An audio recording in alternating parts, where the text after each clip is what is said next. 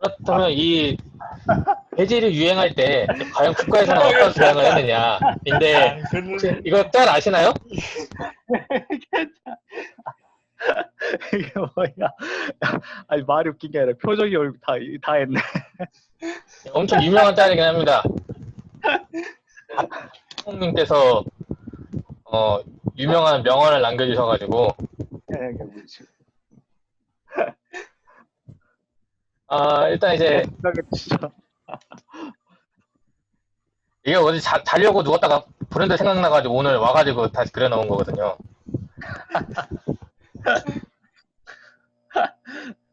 네, 설명해 네. 주세요. 네. 일단 이제 이 괴질이 이제 괴질이라든가 전염병들이 이제 유행을 했을 때 과연 국가적 차원에서는 어떤 대응을 했느냐라고 이제 살펴볼 필요가 있는데 일단은 지금 여기서 소개하고 있는 대응 같은 경우에는 이 1821년에 국한한 것이 아니라 조선시대 전반적으로 전염병이 일어났을 때 일반적으로 행했던 이제 국가의 대응을 이제 소개하는 것입니다. 일단 기본적으로 조선시대의 이 역병과 같은 재해가 왜 일어났냐, 그 원인이 무엇일까라고 했을 때, 기본적으로 조정에서 가지고 있던 인식은 당시 이제 국왕이 부덕해서 또는 이제 잘못된 국정 운영에서 이 전염병이 도는 것이다. 라고 인식을 했습니다. 그러다 보니까 이 전염병이 돌았을 때 국왕이 가장 먼저 했던 일 중에 하나가 자기 자신의 이제 부덕을 신하들에게 비판하라고 하고 또한 이 위기를 극복할 수 있는 국정쇄신 방안에 대해서 신하들의 이제 직언을 구하는 이제 부원의 명령을 내립니다. 또 하나는 국왕의 수라에 대해서 감선을 행하라고 하는데 이 감선이란 무엇이냐? 일반적으로 그냥 쉽게 얘기하자면은 국왕이 먹는 이제 수라상의 음식 가지수를 줄이는 겁니다. 종류도 한 세 가지 정도로 나눌 수 있는데 하나는 첫 번째는 이제 수라상에 오르는 음식의 양이나 가지수를 줄이는 것이고 두 번째는 임금은 하루에 다섯 번 이제 식사를 받는데 이 5번의 식사 횟수를 줄인다거나 또 하나는 수라상에 올리는 고기의 가지수를 줄이라는 것입니다. 그래서 이 짤이 예, 그쵸. 그래서 이 짤을 그린 네. 건데 이 짤 같은 경우에는 그 김영욱 씨라고 유명한 유튜버 하시는 분이 계시는데 이분이 이제 식단 조절을 할 때 채식만 하게 된 일이 있었어요. 자기 반찬을 보더니만 감상에 젖어가지고 이제 풀만 있는데 이 풀에서 뛰노는 동물들이 없네 라면서 이제 한탄을 하는 모습이었는데 당시 이제 국왕들의 그 수라상에 고기가 줄어든 상황을 이 짤로 한번 표현을 한 겁니다. 예.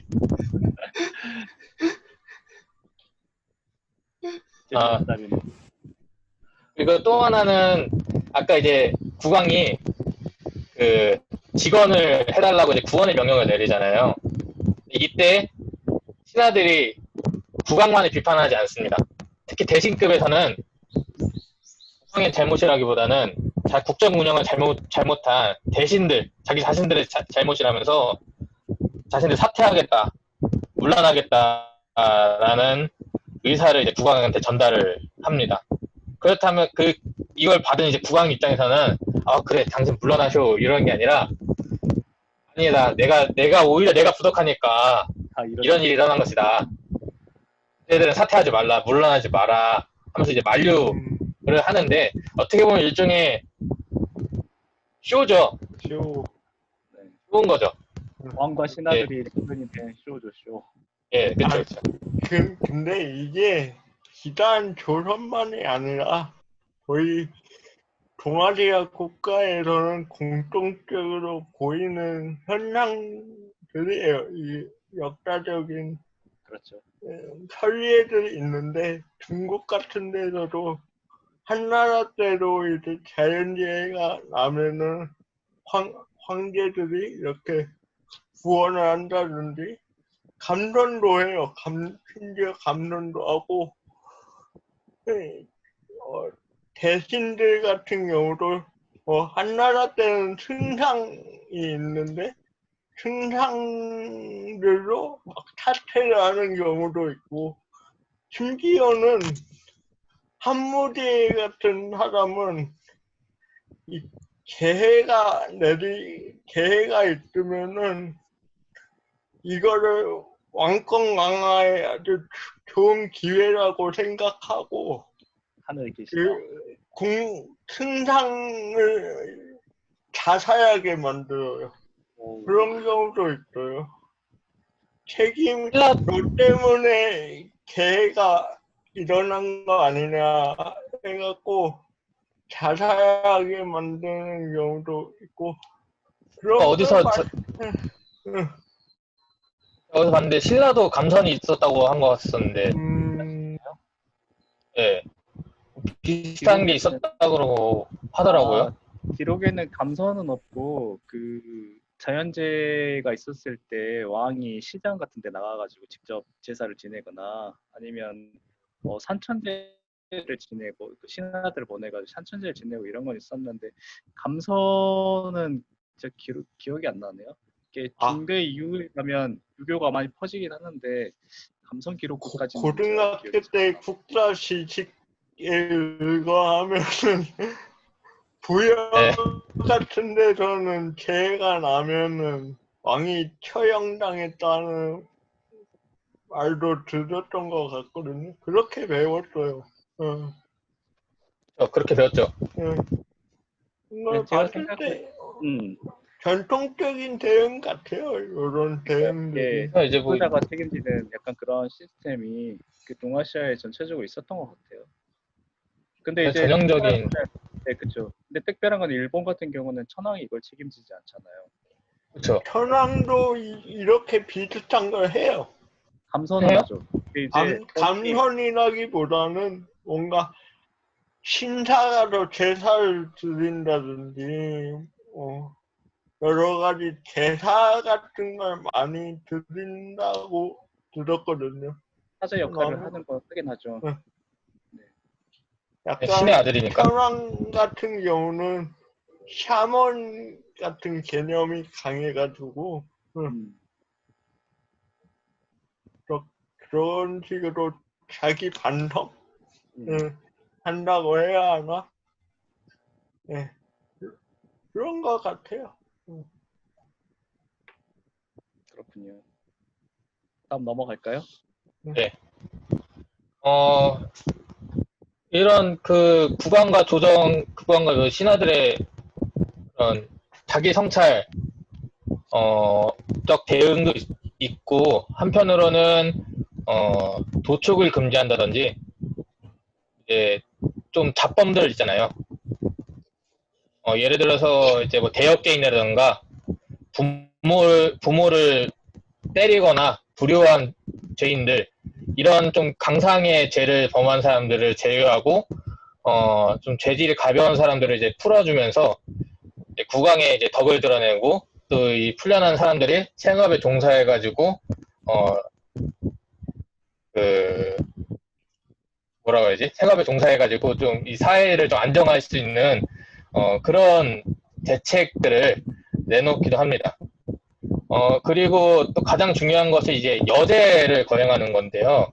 이 여제라는 것은 조선시대 전반에 걸쳐가지고 중앙과 지방 차원에서 행했던 가장 중요한 전염병 예방책이자 대응책이었습니다.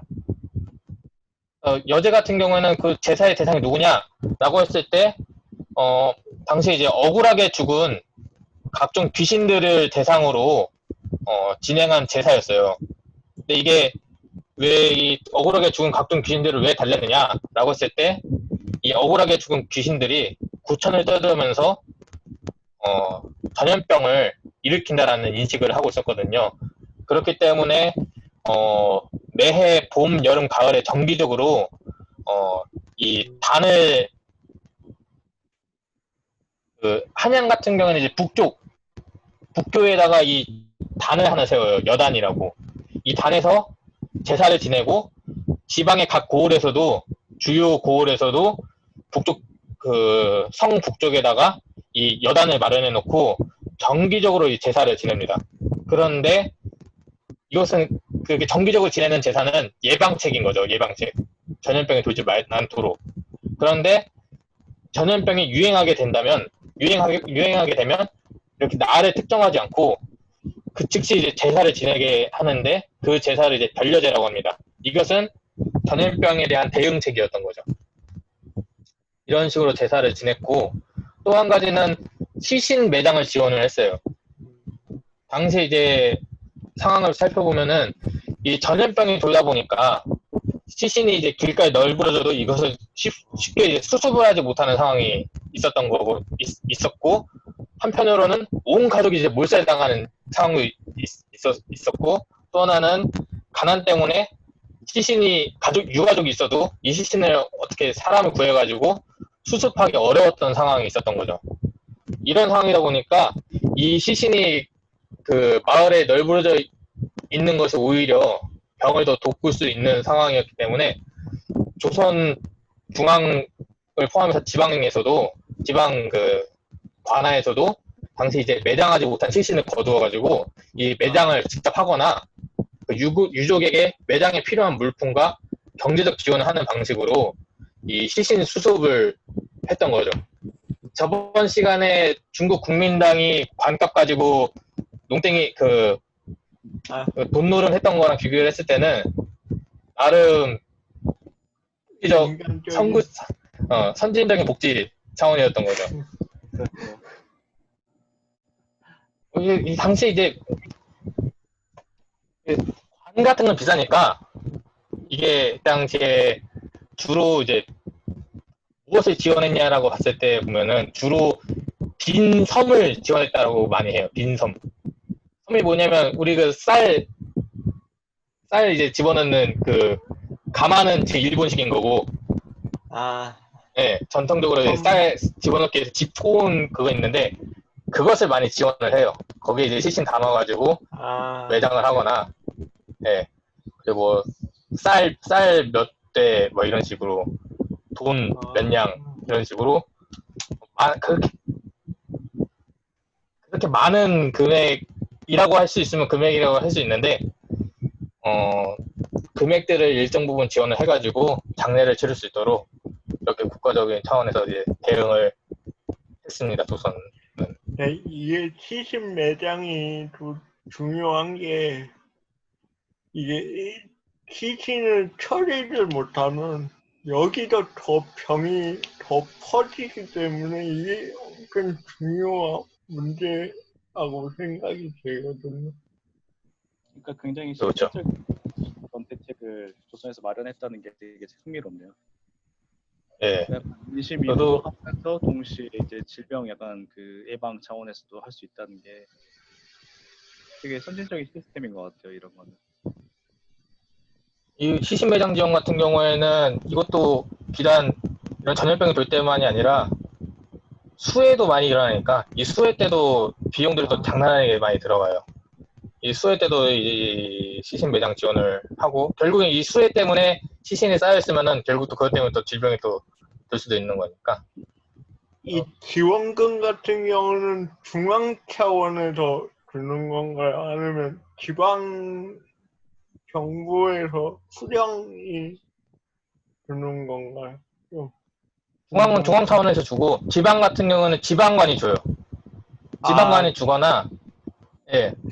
또 하나는 이제 부호들 가운데에서도 기부하는 사람이 있어요. 네. 그 기부하면은 연말이나 그때 재해가 끝나고 나서 포상을 해줘요. 직첩을 준다든지. 직첩을 주는 식으로 포상을 해줘요.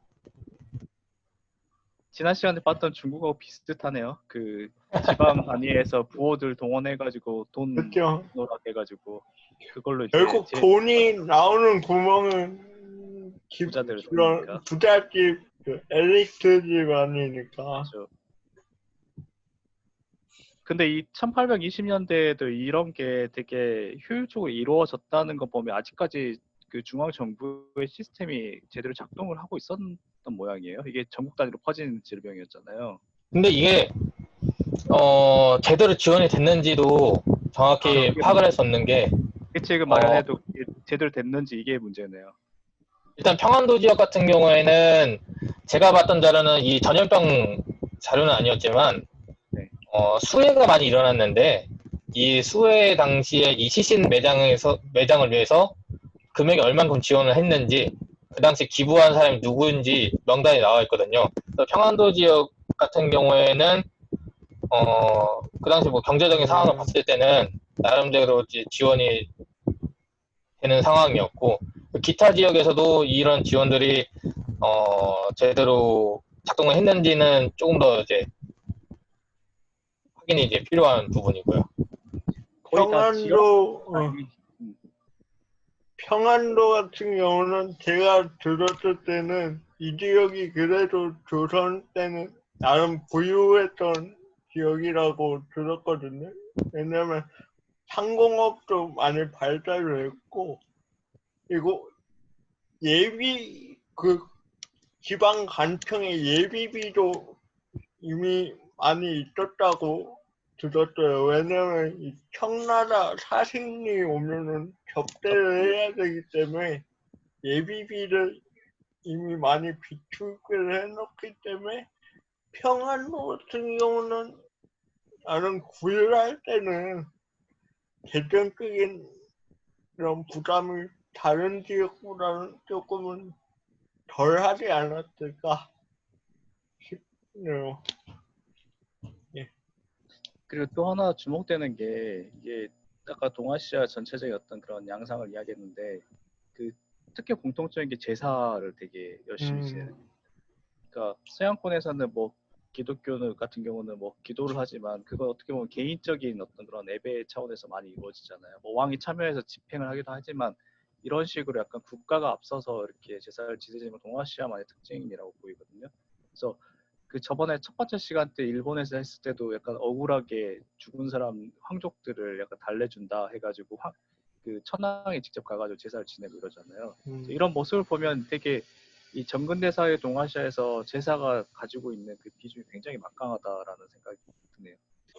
그게 그럴 수밖에 없는 게 중국 같은 경우도 그 천인 가문설 그게 이 보편화된 사상이기 때문에 그게 결국은 인간의 그 행위의 결과가 하늘에 영향을 끼친다는 그런 사상이잖아요.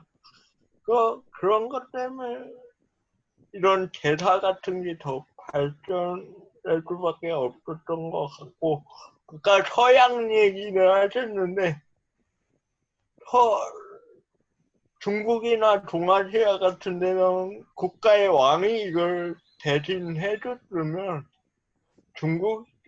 서양에서는 교회에서 이 역할을 많이 해줬을 거예요, 아마.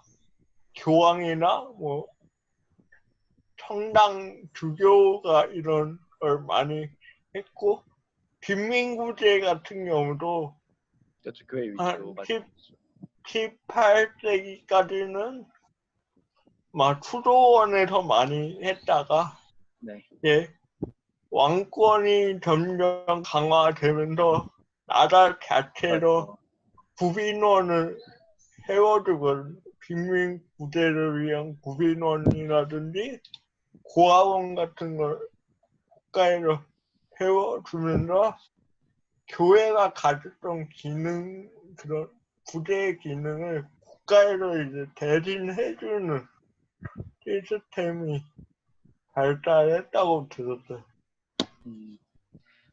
그리고 아까 그 감사원 관련해서 찾아봤는데 네. 삼국사기에 기록이 있더라고요. 그 진짜요?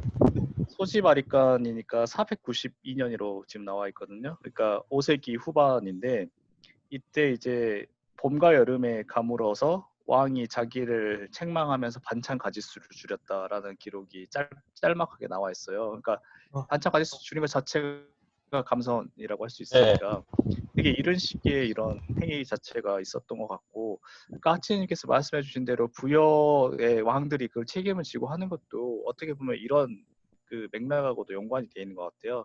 왕이 자기가 그 자연재해에 앞서서 본인이 책임을 지겠다라는 그런 게 되게 오랜 전통으로 이게 있었던 것 같다는 생각이 드네요. 비단 유교적 정치가 그것만 확립되기 이전부터 있었던 있었던 그 현상이었던 것 같아요. 이런 거. 다음으로 네, 넘어가겠습니다. 한번 넘어가죠. 네.